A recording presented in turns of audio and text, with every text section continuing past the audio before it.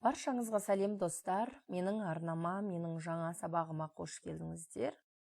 Бұл бізде грамматика айдары, бүгінгі сабақтың тақырыбы сын есімнің шырайлары, соның ішінде салыстырмалы шырай.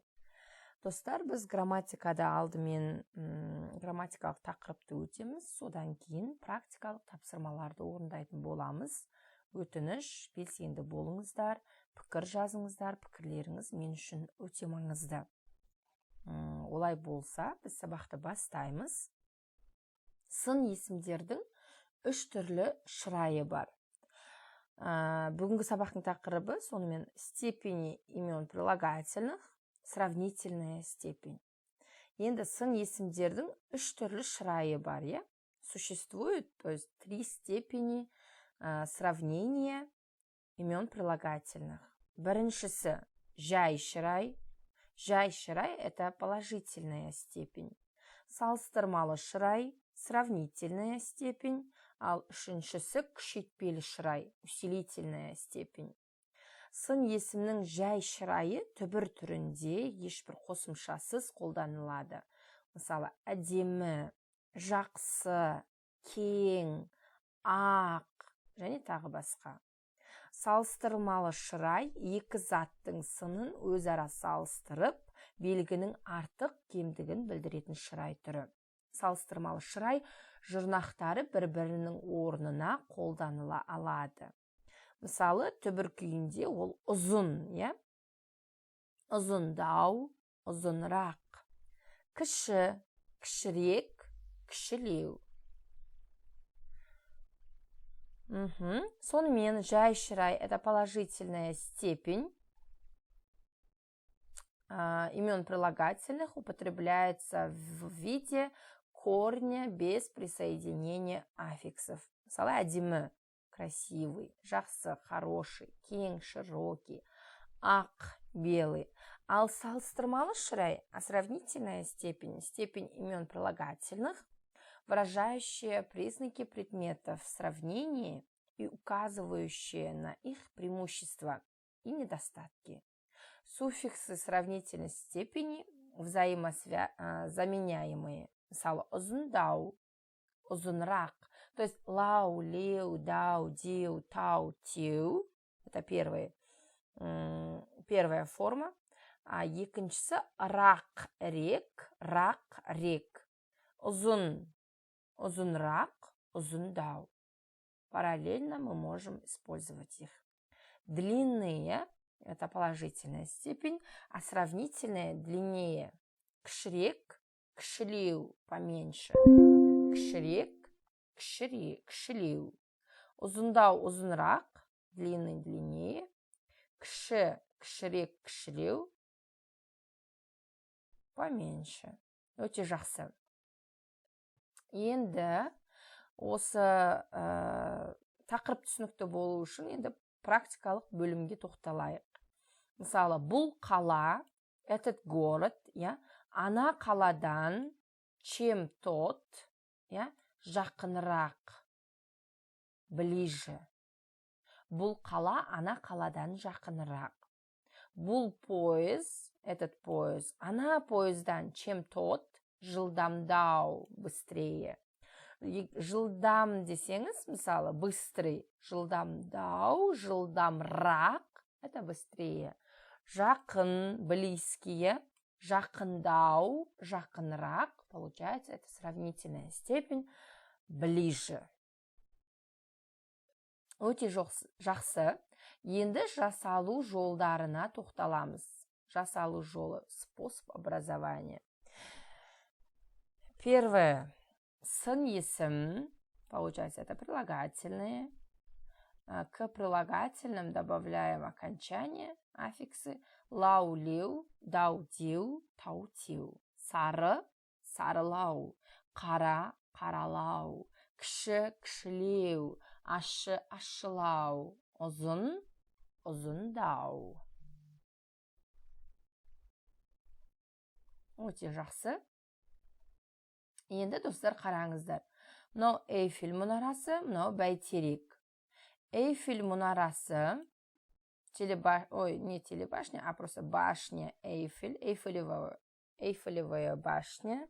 Бәйтеректен биіктеу. Выше, чем бәйтерек.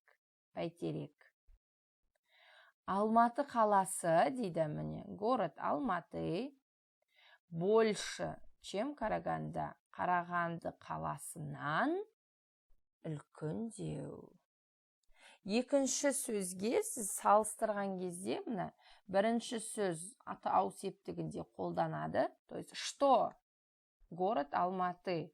Что? Просто башня, Эйфелевая башня.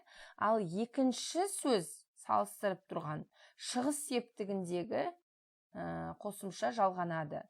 Нан, нен, дан, ден, тан, тен. Бәйтеректен биіктеу. Мысалы, менің бойым, мой рост, әпкемнен ұзындау, длиннее, чем рост моей сестры.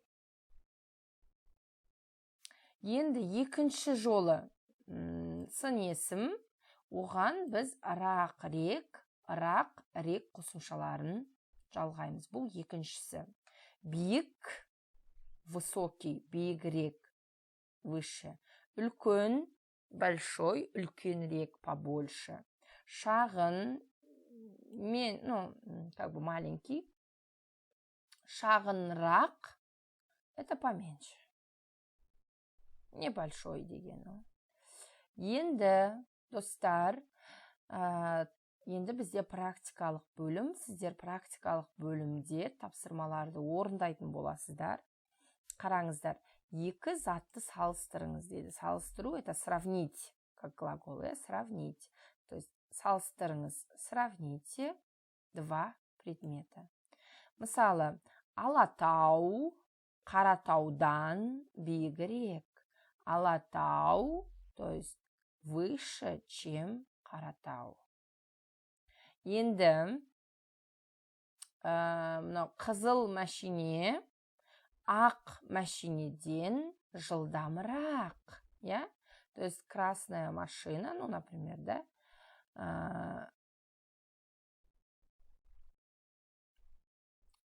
быстрее, чем белая машина.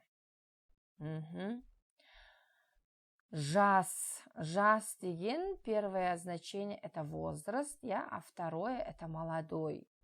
Получается, здесь, например, мужчина, который на втором рисунке моложе, чем мужчина на первом картинке. Примерно осындай сөйлем құрастыруымыз керек. Қараңыздар. Екінші суреттегі ер кісі, то есть молодой человек, не молодой человек, а мужчина. Екінші суреттегі не молодой, а человек просто мужчина на втором рисунке, на втором картинке.